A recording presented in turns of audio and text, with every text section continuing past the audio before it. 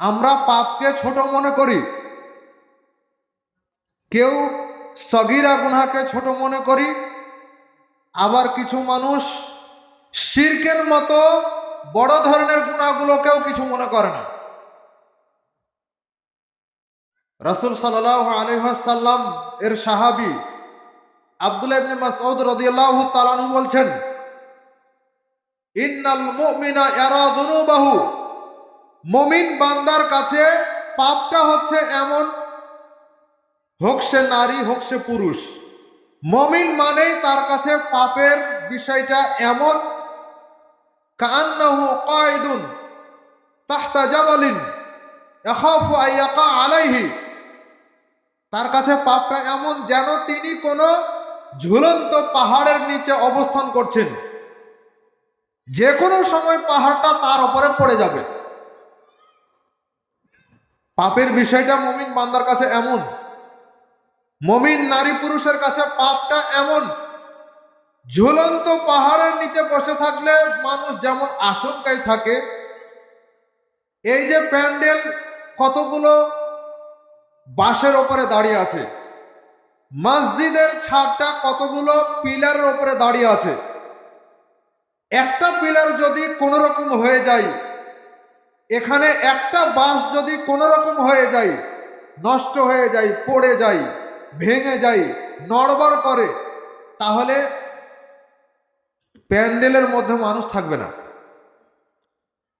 আর ওই বাঁশের আশেপাশে থাকা তো বহু দূরের কথা। তাহলে পাহাড়ের বিষয়টা কিরকম হতে পারে? পাহাড় তো এর চাইতে বড় কঠিন জিনিস। ঠিক যে ফাসেক ব্যক্তি, পাপী ব্যক্তি, তার কথা তিনি বলছেন, ওয়া ইন্নাল ফাজরা ইয়ারা যুনুবাহু কাযুবাবিন মাররা আলা আনফিহি, পাপী ব্যক্তির কাছে পাপের বিষয়টা যেন এমন, যেন তার নাকের ওপরে একটা মশা মাছি বসেছে, আর সে বসার সাথে সাথে সেটাকে তাড়িয়ে দিয়েছে। তাহলে মাছি বসার সাথে সাথে সেটাকে তাড়িয়ে দেওয়া, এটার চাইতে পাহাড়ের, ঝুলন্ত পাহাড়ের নিচে বসে থেকে আশঙ্কিত অবস্থায় থাকা, এটা বেশি কঠিন নয় কি? মাছি নাকের ওপরে বসার এই অনুভূতির চাইতে ঝুলন্ত পাহাড়ের নিচে বসে থাকার এই আশঙ্কিত অনুভূতি যেমন কঠিন, মুমিন বান্দার কাছে পাপের অনুভূতিটা ঠিক এমন। কিন্তু আপনার আমার কাছে পাপের কোনো গুরুত্বই নাই, পাপকে আপনি আমি কিছুই মনে করি না। যে হাদিস বললাম সহিহ বুখারীর মধ্যে রয়েছে, রাসূল সাল্লাল্লাহু আলাইহি ওয়াসাল্লাম এর সাহাবী আব্দুল্লাহ ইবনে মাসউদ রাদিয়াল্লাহু তাআলা আনহু বলেছেন, 6308 নম্বর হাদিস। এরপরে আয়েশা রাদিয়াল্লাহু তাআলা আনহা বলছেন, রাসূল সাল্লাল্লাহু আলাইহি ওয়াসাল্লাম বলেছেন, আয়েশা, ইয়াকি ওয়া মুহাক্কারাতিল আমাল, খবরদার কোন ধরনের গুনাহকে তুমি তুচ্ছভাবে দেখিও না। কেন? ফাইন্না লাহা মিনাল্লাহি তালিবান, প্রত্যেকটা গুনাহের ব্যাপারে আল্লাহ সুবহানাহু ওয়া তাআলার কাছে জবাবদিহিতা করতে হবে, জবাবদিহি করতে হবে আল্লাহ সুবহানাহু ওয়া তাআলার কাছে। এজন্য কোন ধরনের পাপকে তুচ্ছ মনে করার কোনো সুযোগ নাই, কোন ধরনের পাপকে তুচ্ছ মনে করার কোনো সুযোগ নাই। আয়েশা রাদিয়াল্লাহু তাআলা আনহাকে রাসূল সাল্লাল্লাহু আলাইহি ওয়াসাল্লাম এই কথা বলেছেন, তার মানে কি আয়েশার জন্যই খাস, আপনার জন্য নয়? কত বড় বড় পাপ করেন দিনে আর রাত্রে, সারা দিন পাপের মধ্যে ডুবে থাকেন, একবার তো আল্লাহ সুবহানাহু ওয়া তাআলার কথা মনে পড়ে না, একবার তো মনে পড়ে না যে আমি এই পাপগুলো করেছি, এটা তো আপনার কখনো খেয়াল হয় না, স্মরণে আসে না। কিভাবে আল্লাহ সুবহানাহু ওয়া তাআলার সন্তুষ্টি অর্জন করবেন?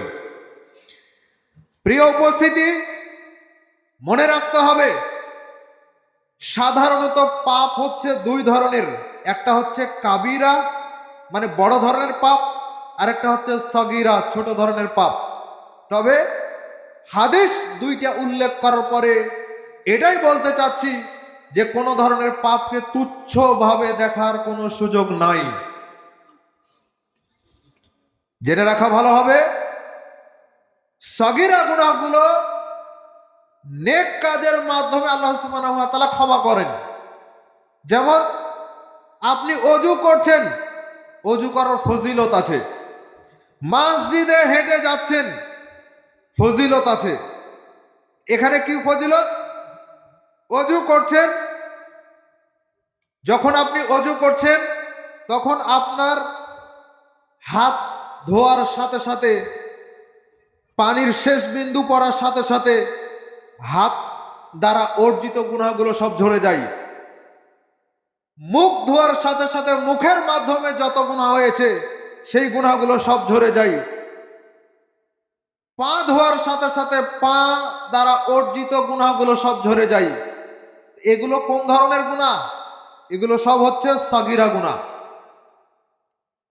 যখন আপনি মসজিদে আসছেন, মসজিদে আসার সাথে সাথে প্রত্যেক কদমে একটা করে নেকি হয়, একটা করে গুনাহ ক্ষমা হয়, একটা করে মর্যাদা বৃদ্ধি করা হয়। এই যে একটা করে গুনাহ ক্ষমা হচ্ছে প্রত্যেক কদমে, সেটা হচ্ছে সগীরা গুনাহ, ক্ষমা হচ্ছে। তাহলে নেক কাজের মাধ্যমে আল্লাহ সুবহানাহু ওয়া তাআলা সগীরা গুনাহগুলো ক্ষমা করে দেন, ছোট ছোট গুনাহগুলোকে ক্ষমা করে দেন। আর বড় যে গুনাহগুলো রয়েছে সেগুলোর জন্য স্পেশাল ভাবে তওবা করতে হয়।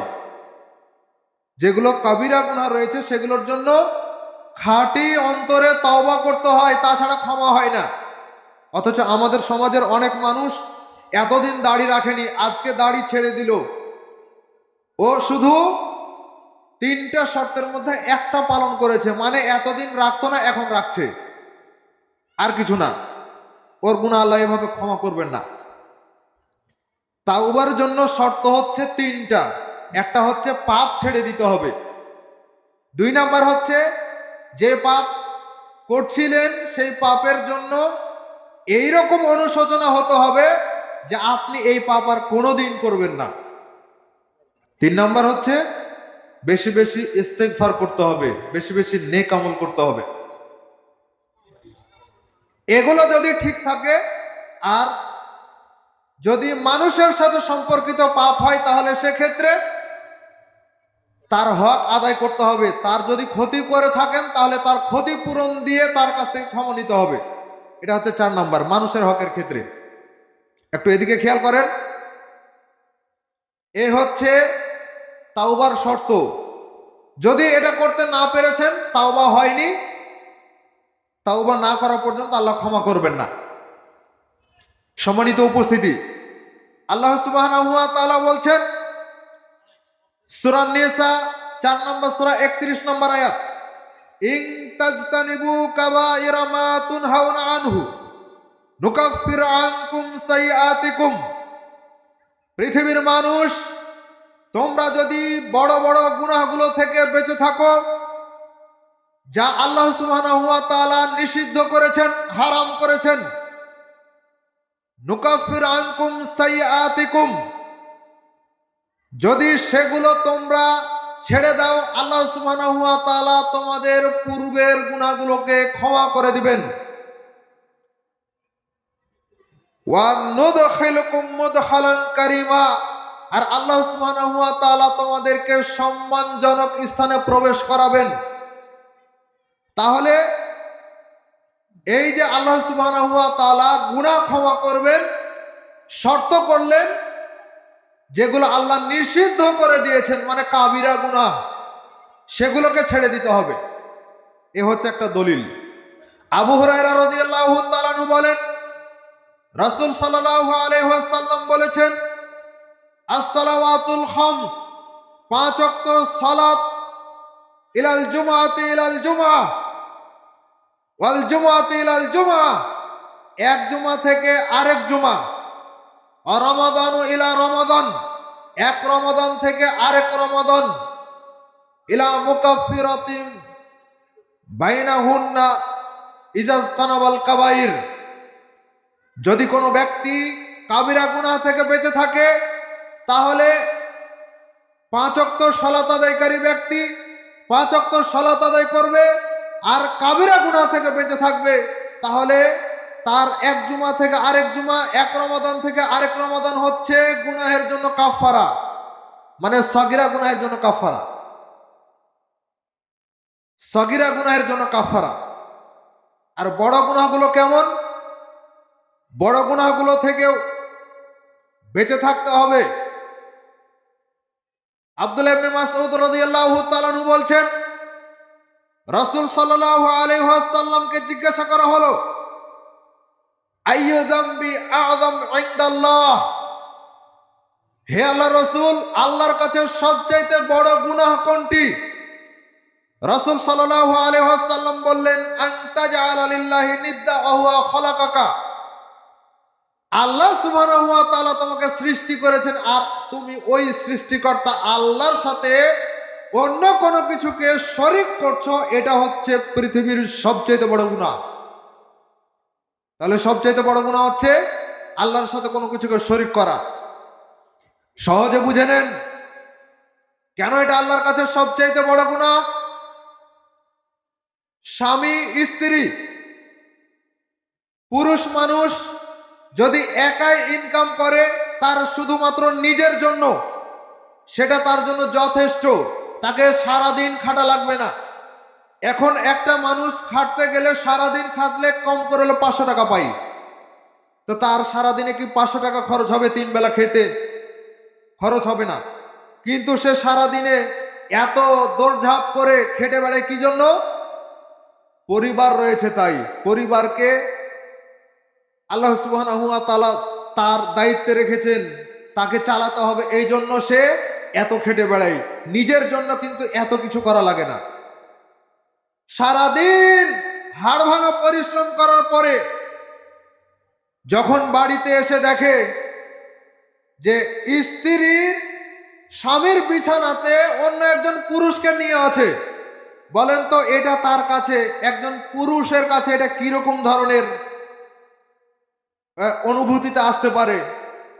তার গায়ে কিরকম ভাবে এটা লাগতে পারে যে আমি তোমার জন্য এত খাটি সারাদিন ধরে, আর তুমি আমার সাথে এই ধরনের একটা প্রতারণা করে দিলে, আমাকে এই ধরনের এত বড় একটা ধোঁকা দিয়ে দিলে। অথচ একজন পুরুষ মানুষের জন্য 4টা স্ত্রী রাখা বৈধ একসাথে, কিন্তু কোন নারী মানবে? বর্তমানে আল্লাহ যাকে হেফাজত করেছেন তার বিষয় ভিন্ন। বাকি যত নারী রয়েছে, হোক না সে পরহেজগার নারী, হোক না সে শিক্ষিত নারী, মানবে না। স্বামীর আরেকটা স্ত্রী ও মানে না, তাহলে স্বামী কি ওই তার স্ত্রীর ক্ষেত্রে আরেকটা স্বামী মানবে? এটা কি সম্ভব কখনো? এটা তার কাছে কিরকম ধরনের অপরাধ? যদি কখনো এইরকমটা চোখে পড়ে, এত ভালোবাসতো স্ত্রীকে, এত কিছু কিনে দিত, এত পরিশ্রম করত, তারপরে যখন এইরকম দেখছে, ও কিডনি বিক্রি করে হলো স্ত্রীকে তালাক দিবে। এটা যদি তার কাছে এত ভয়াবহ একটা অপরাধ হয়, জেনার পাপ, যে আল্লাহ সুবহানাহু ওয়া তাআলা আপনাকে সৃষ্টি করেছেন, যিনি আপনাকে প্রতিপালন করেন, যিনি আপনাকে রিজিক দেন, যিনি আপনাকে হায়াত দিয়েছেন, চলাফেরার শক্তি দিয়েছেন তো আল্লাহ। এত কিছু আল্লাহ দেওয়ার পরে, এত কিছু আপনাকে করে দেওয়ার পরে যখন আপনি ওই এক আল্লাহর সাথে আরেকজনকে শরীক করছেন, তার ইবাদত করতে গিয়ে, তখন আল্লাহ সুবহানাহু ওয়া তাআলার কাছে এটা সবচেয়ে বড় গুনাহ হয়ে দাঁড়ায়। বুঝাতে পেরেছে কিনা জানি না, তবে জেনে রাখেন আল্লাহ সুবহানাহু ওয়া তাআলার কাছে সবচেয়ে বড় পাপ হচ্ছে শিরক। দ্বিতীয় বড় মহাপাপ, রাসূলুল্লাহ সাল্লাল্লাহু আলাইহি ওয়াসাল্লামকে জিজ্ঞাসা করা হলে তিনি বলছেন, ওয়া আন তাকতুলা ওয়ালাদাকা তাখাফু আয়াতামা মাকা, তোমার বাড়িতে এসে, তোমার পরিবারে এসে খাদ্য খাবে এই ভয়ে তুমি তোমার সন্তানকে হত্যা করবে, এটা হচ্ছে পৃথিবীর দ্বিতীয় বড় মহাপাপ। অন্য হাদিসে আরেকটা রয়েছে, এখানে দ্বিতীয় হিসেবে এটা পাওয়া যায়। আজকে আমাদের পিতামাতা, আমাদের দাদা দাদি, তাদের দিকে যদি দেখা যায়, কখনো তাদেরকে সন্তানদের রিজিকের ব্যাপারে ভাবতে হয়নি, যদিও তাদের সময় অভাব ছিল। আজকে এই একটা সময়ে এসে যখন অর্থ সম্পদ বেশি, এই সময়ে এসে আমাদেরকে সন্তান হত্যা করার বিষয়ে ভাবতে হয়। রাসূল সাল্লাল্লাহু আলাইহি ওয়াসাল্লাম আমাদের ব্যাপারে ভয় করেছেন, ইউবসাতু আলাইকুমুদ দুনিয়া কামা বাসাতাত মান কানা ক্বাবলাকুম, তোমাদের সামনে পৃথিবীকে এমন ভাবে তুলে ধরা হবে যাতে তোমরা ইনকাম করবে, চিন্তা ভাবনা করবে না কখনো হালাল ইনকাম করছি নাকি হারাম ইনকাম করছি, এটা কখনো চিন্তা ভাবনা হবে না। রাসূল সাল্লাল্লাহু আলাইহি ওয়াসাল্লাম ভয় করেছেন এটার ব্যাপারে যে তোমরা অর্থ সম্পদ পাবা অনেক, চিন্তা ভাবনা কখনো করবে না হালাল নাকি হারাম। আর আজকে আমরা ভয় করি ফকির হয়ে যাওয়াকে। রাসূল সাল্লাল্লাহু আলাইহি ওয়াসাল্লাম ভয় করতেন ধনী হয়ে যাওয়াকে, হালাল ভাবে হচ্ছে নাকি হারাম ভাবে হচ্ছে। আর আজকে আমরা ভয় করছি গরিব হয়ে যাওয়াকে, ফকির হয়ে যাওয়াকে।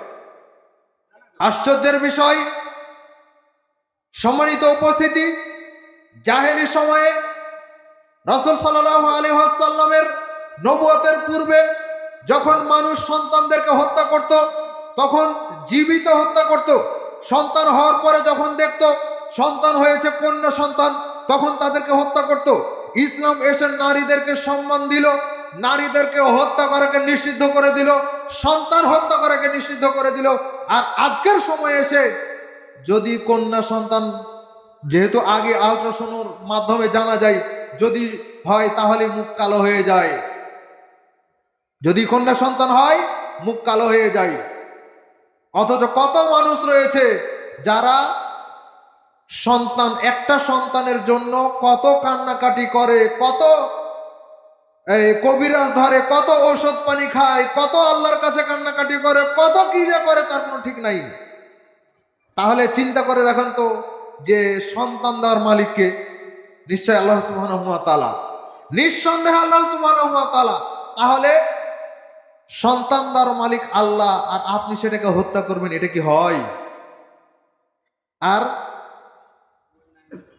সন্তানের বিষয়ে যখন আল্লাহ সুবহানাহু ওয়া তাআলা আলোচনা করেছেন যে আল্লাহ সুবহানাহু ওয়া তাআলা যাকে ইচ্ছা কন্যা সন্তান দান করেন, যাকে ইচ্ছা পুত্র সন্তান দান করেন, যাকে ইচ্ছা কন্যা পুত্র উভয়ই দেন, যাকে ইচ্ছা আল্লাহ কোনোটাই দেন না। তো এখানে আল্লাহ সুবহানাহু ওয়া তাআলা প্রথমে কন্যা সন্তানের কথা উল্লেখ করেছেন। তাহলে মান বাড়লো না কমলো? মান বাড়লো। আপনার স্ত্রীর মান বেড়েছে, আপনার মেয়ের মান বেড়েছে।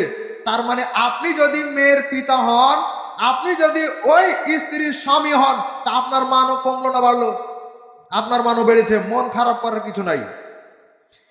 3 নম্বর মহাপাপ রাসূল সাল্লাল্লাহু আলাইহি ওয়াসাল্লাম উল্লেখ করেছেন, আনতুজানি হালিলাতা জারিক, প্রতিবেশীর স্ত্রীর সাথে জেনা করা, এটা হচ্ছে 3য় মহাপাপ।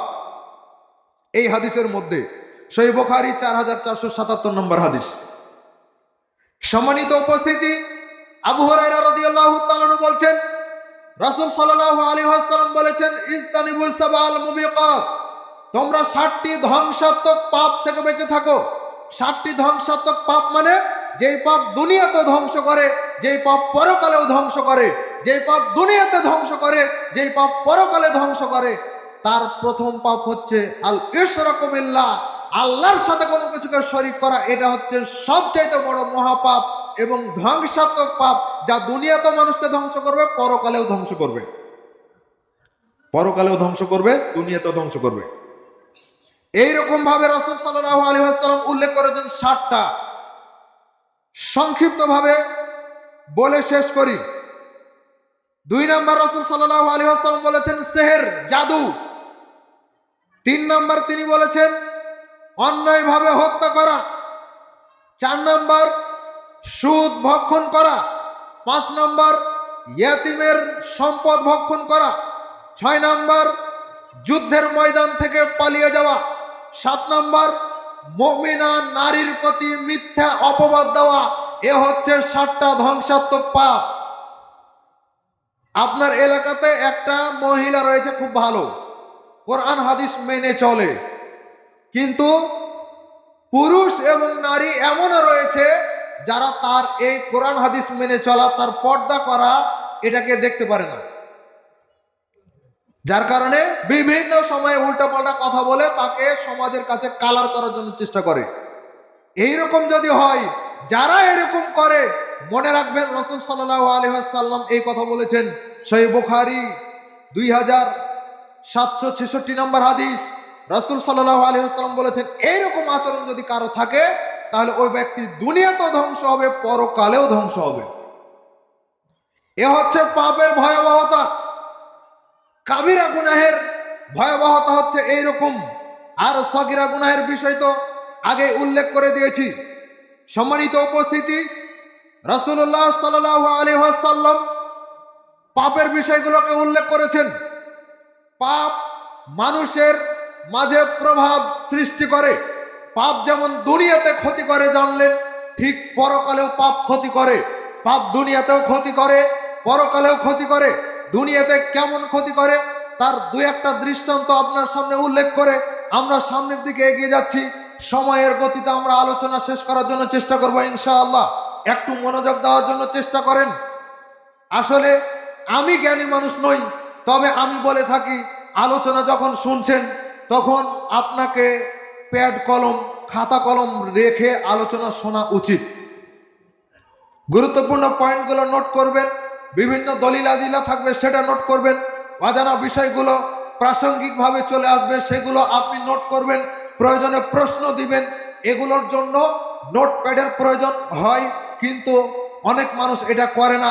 জ্ঞানী ব্যক্তির পরিচয় হচ্ছে আলোচনা শোনার সময়, বক্তব্য শোনার সময়, দার্স শোনার সময় সে অবশ্যই খাতা কলম নিয়ে বসে থেকে আলোচনা শুনবে। আর রেকর্ড তো হচ্ছে, আপনার আমার ধারণা ওটাই, এই জন্য অনেক মানুষ আসেনি। রেকর্ড তো হচ্ছে, ওটাই শুনে নিব। আপনার সাইট হবে না, আপনার অবসর সময় হবে না, ওই সময় আপনি ফেলে এসেছেন, ওই সময়টা আপনি এখন এই সময়টা আপনি নষ্ট করছেন। আল্লাহ সুবহানাহু ওয়া তাআলা যেটা বলেছেন একেবারে বাস্তব কথা। অনেক মানুষ এখনো বাইরে আসে না, বাজারে ঘুরে বেড়াচ্ছে না, আবার কিছু মানুষ এই কে আসছে, এর ফালতু চলে আসছে, ভণ্ড এগুলো।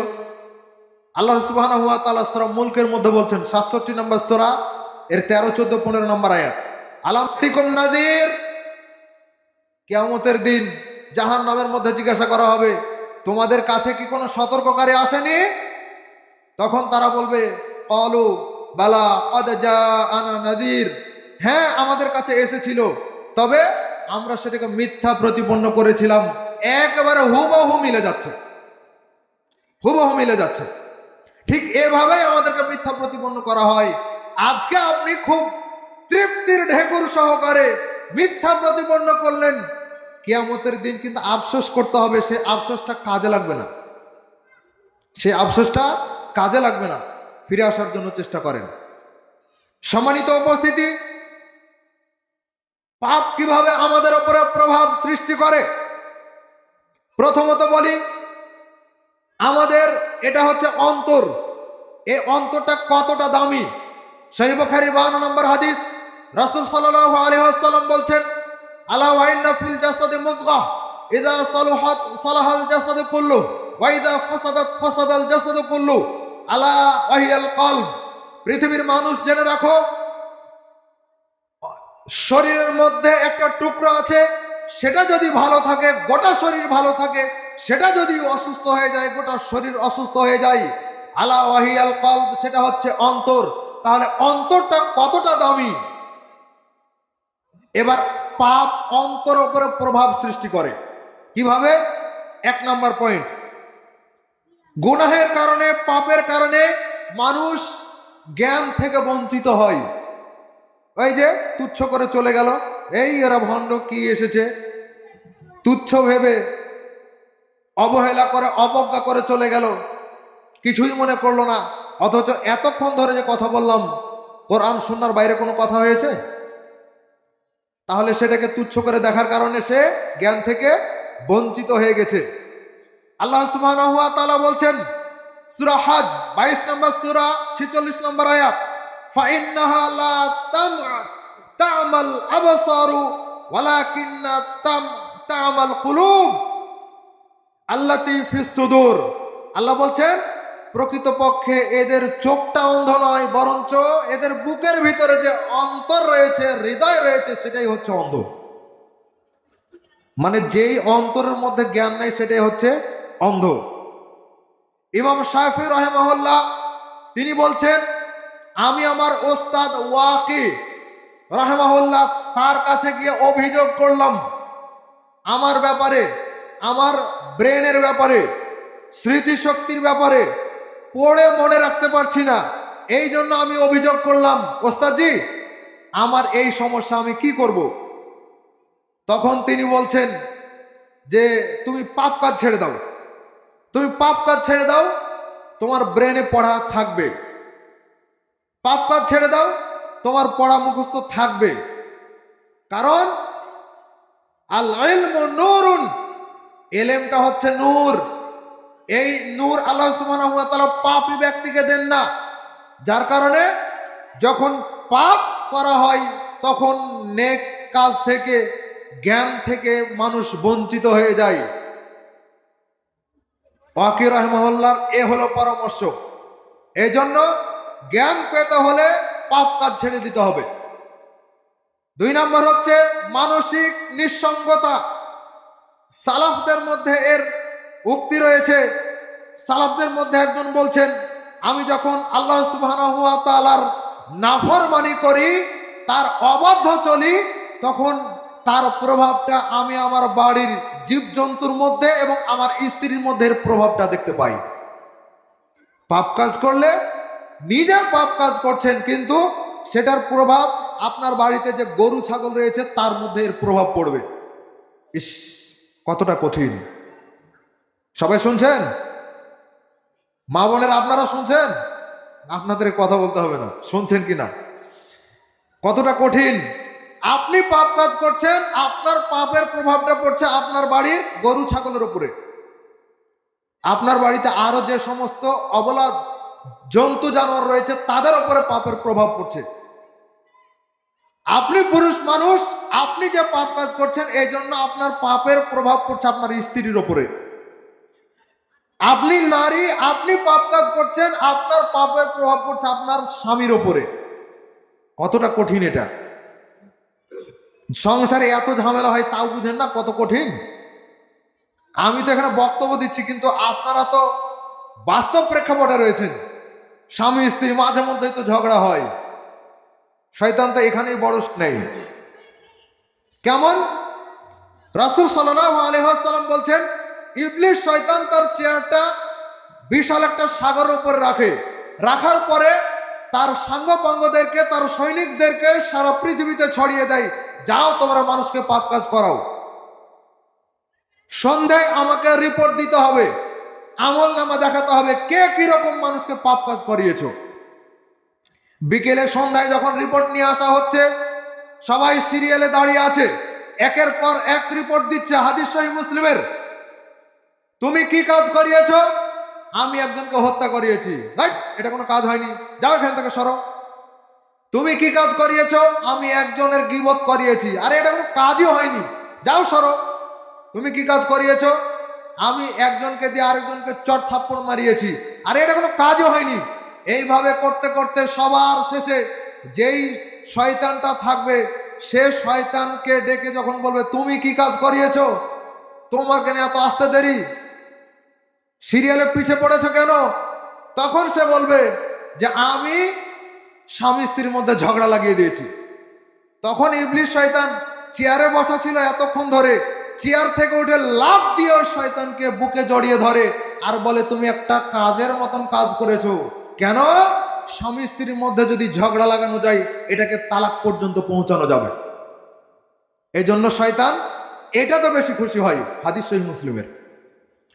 সম্মানিত উপস্থিতি, 3 নম্বর হচ্ছে গুনাহের কারণে অন্তর দুর্বল হয়ে যায়।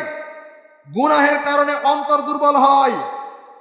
রাসূল সাল্লাল্লাহু আলাইহি ওয়াসাল্লাম প্রত্যেক ফরজ সালাতের পরে একটা দোয়া করতেন। সেই দোয়াটা আপনাকে আমাকে করতে হবে। আল্লাহুম্মা ইন্নী আউযু বিকা মিনাল হাম্মি ওয়াল হাযান ওয়াল আজজি ওয়াল কাসাল ওয়াল জুবনি ওয়াল বুখল আদ-দালাইদ দাইনি ওয়া গালাবাতির রিজাল। আল্লাহ সুবহানাহু ওয়া তাআলার কাছে তিনি প্রত্যেক ফরজ সালাতের পরে এই দোয়া করতেন আর বলতেন, আল্লাহ আমি আপনার কাছে আশ্রয় চাচ্ছি অস্বস্তি থেকে, আমি আপনার কাছে আশ্রয় চাচ্ছি দুশ্চিন্তা থেকে, আমি আপনার কাছে আশ্রয় চাচ্ছি অক্ষমতা থেকে, অলসতা থেকে, আমি আপনার কাছে আশ্রয় চাচ্ছি কৃপণতা থেকে, ভীরুতা থেকে, আমি আপনার কাছে আশ্রয় চাচ্ছি ঋণের ভার থেকে, মানুষের আধিপত্য প্রভাব যেন আমার ওপরে না পড়ে, এই জন্য আমি আপনার কাছে আশ্রয় চাচ্ছি। আল্লাহ রাসূল সাল্লাল্লাহু আলাইহি ওয়াসাল্লাম এইভাবে করে প্রত্যেক ফরজ সালাতের পরে দোয়া করতেন পাপ থেকে বাঁচার জন্য। এই একটা দোয়া। আরেকটা হচ্ছে প্রত্যেক ফরজ সালাত, নফল সালাত, প্রত্যেক সালাতের সালাম ফেরানোর পূর্বে আত্তাহিয়াতু পড়লেন, দরুদ পড়লেন, মাসুরা। এখন যে মাসুরা পড়বেন আমরা অনেকে পড়ে থাকি, আল্লাহুম্মা ইন্নী যালামতু নাফসি যুলমান কাসীরা ওয়া লা ইয়াগফিরুয যুনুবা ইল্লা আনতা ফাগফিরলি মাগফিরাতাম মিন ইনদিকা ওয়ারহামনি ইন্নাকা আনতাল গফুরুর রহিম। পড়েন, কোনো আপত্তি নাই, হাদিস আমলযোগ্য, পড়তে থাকেন, অর্থও সুন্দর, পড়েন। কিন্তু আরেকটা দোয়া রয়েছে, হয়তো অনেকের মুখস্থ আছে, অনেকের নাই। যাদের মুখস্থ আছে গুরুত্ব দেন, আর যাদের মুখস্থ নাই মুখস্থ করে আমল করার জন্য চেষ্টা করতেন। রাসূল সাল্লাল্লাহু আলাইহি ওয়াসাল্লাম 4-5টা বিষয় থেকে আশ্রয় না চেয়ে তিনি সালাম ফিরাতেন না। কি দোয়া? আল্লাহুম্মা ইন্নী আউযু বিকা মিন আযাবি জাহান্নাম। আল্লাহ আমি আপনার কাছে আশ্রয় চাচ্ছি জাহান্নাম থেকে। ওয়া আউযু বিকা মিন আযাবিল কবর। আমি আপনার কাছে আশ্রয় চাচ্ছি কবরের আযাব থেকে। ওয়া আউযু বিকা মিন ফিতনাতিল মাসিহিদ দাজ্জাল। আমি আপনার কাছে আশ্রয় চাচ্ছি মাসিহ দাজ্জাল, দাজ্জালের ফিতনা থেকে। ওয়া আউযু বিকা মিন ফিতনাতিল মাহইয়া ওয়াল মামাত। আমি আপনার কাছে আশ্রয় চাচ্ছি জীবন এবং মরণের ফিতনা থেকে। আল্লাহুম্মা ইন্নী আউযু বিকা মিনাল মাসামি ওয়াল মাগরাম। আল্লাহ আমি আপনার কাছে আশ্রয় চাচ্ছি বড় পাপ থেকে, আমি আপনার কাছে আশ্রয় চাচ্ছি ঋণ কর্য থেকে। এই যে এটা হচ্ছে আমার পয়েন্ট। আল্লাহ আমি আপনার কাছে আশ্রয় চাচ্ছি বড় পাপ হতে, আমি আপনার কাছে আশ্রয় চাচ্ছি ঋণ কর্য হতে। ঋণ কর্য মানে জানাজা হবে না যদি ঋণ কর্য অবস্থায় মারা যান, জানাজা হবে না। এখন ইমাম যে পড়িয়ে দিচ্ছে, কেন পড়াচ্ছে আল্লাহ সুবহানাহু ওয়া তাআলা ভালো জানেন। তবে ইমাম পড়াতে পাবে না, সাধারণ মানুষ পড়াবে। ইমাম পরহেজগার মানুষ, তারা পড়াতে পাবে না। ঋণ অবস্থায় মারা যাচ্ছে অথচ তার ঋণ পরিশোধ করা হচ্ছে না, এইরকম ব্যক্তির জানাজা ইমাম পড়াতে পাবে না। সম্মানিত উপস্থিতি, এরপরে আসেন গুনাহ। এমন জিনিস, গুনাহ করতে করতে এক সময় মানুষের কাছে এটা প্রিয় হয়ে যায়, স্বাভাবিক হয়ে যায়। মানুষ গুনাহ করতে থাকে, এটাকে কিছুই মনে করে না, যার কারণে মানুষের কাছে গুনাহ প্রিয় হয়ে যাওয়ার কারণে তওবার দরজা এক সময় বন্ধ হয়ে যায়, মানে ও তওবা ছাড়াই মৃত্যুবরণ করে। আরেকটা হয় কি, গুনাহ করতে করতে এমন অবস্থা হয় যে মানুষের কাছে এটা এতটাই স্বাভাবিক হয়ে যায় যে মানুষের লাজ লরম হায়া লজ্জা সব কিছু চলে যায়। এটা হচ্ছে অন্তরে গুনাহের প্রভাব, অন্তরে গুনাহের প্রভাব। রাসূল সাল্লাল্লাহু আলাইহি ওয়াসাল্লাম বলছেন, আল হায়া মিনাল ঈমান ওয়াল ঈমান ফিল জান্নাহ। তার আগে তিনি বলছেন, আল হায়া ওয়াল ঈমান কারনুন জামিআ। লজ্জা এবং ঈমান দুইটা জমা ধরে থাকে। ইযা রুফিয়াল আখারু, ইযা রুফিয়া আহাদুহুমা রুফিয়াল আখারু। যখন একটা চলে যায় তখন দ্বিতীয়টা অটোমেটিক চলে যায়। মানে লজ্জা যখন চলে যায় ঈমানও তখন চলে যায়, লজ্জা যখন চলে যায় ঈমানও তখন চলে যায়। তিনি বলছেন, আব্দুল্লাহ ইবনে মাসউদ রাদিয়াল্লাহু তাআলা থেকে বর্ণিত, রাসূল সাল্লাল্লাহু আলাইহি ওয়াসাল্লাম বলেছেন, ইন্না মিম্মা আদরাকান নাস মিন কালামিন নবুওয়াতিল উলা। প্রত্যেক নবী রাসূলের কাছ থেকে তার উম্মতরা একটা বাণী পেয়েছে, সেই বাণীটা হচ্ছে ইযা লাম তাস্তাহি ফাসনা মা শিতা। যখন তোমার লজ্জা থাকবে না তখন তুমি যা ইচ্ছা তাই করতে পারো। যখন তোমার লজ্জা থাকবে না তখন তুমি বিড়ি সিগারেট খেতে পারো। যখন তোমার লজ্জা থাকবে না তখন তুমি দাড়ি কামাতে পারো। যখন তোমার লজ্জা থাকবে না তখন তোমার প্যান্ট টাকনুর নিচে চলে যেতে পারে। যখন তোমার লজ্জা থাকবে না তখন তুমি বেপরদা হয়ে চলাফেরা করতে পারো।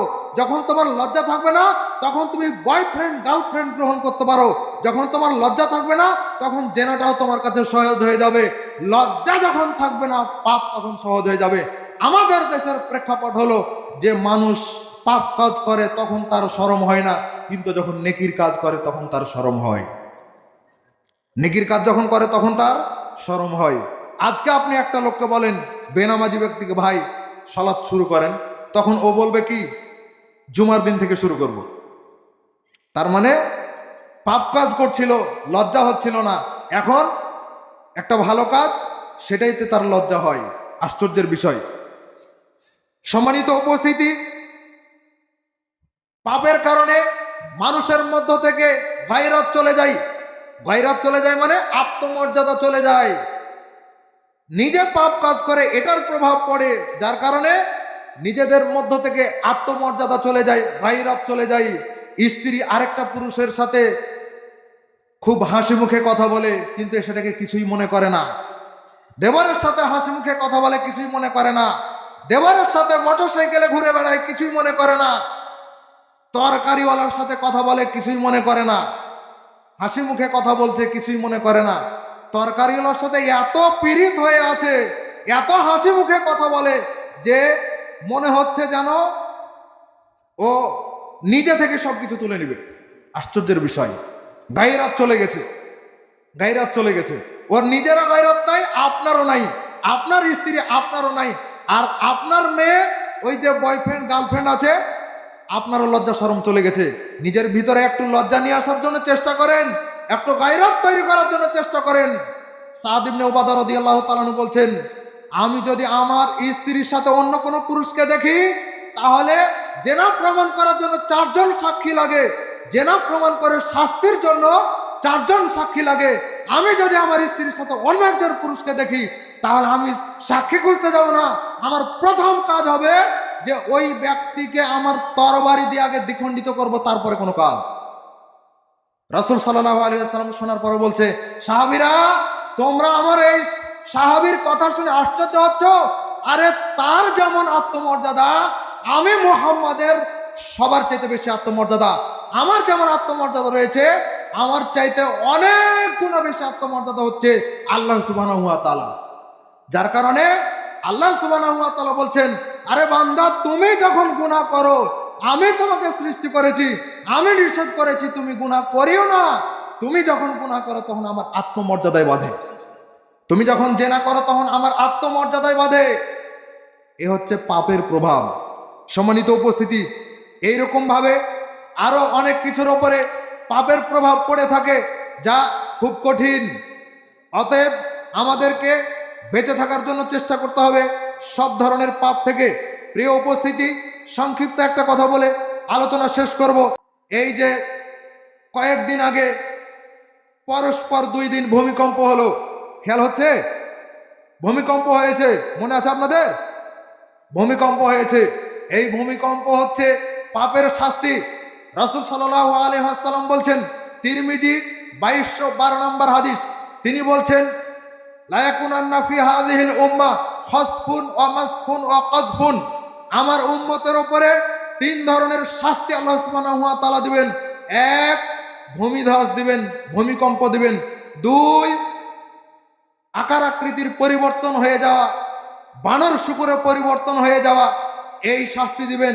আর 3, আসমানি গজব বা কোনো অন্য কোনো রাষ্ট্রের ওপর থেকে আসা কোনো বিপদ চাপিয়ে দিবেন।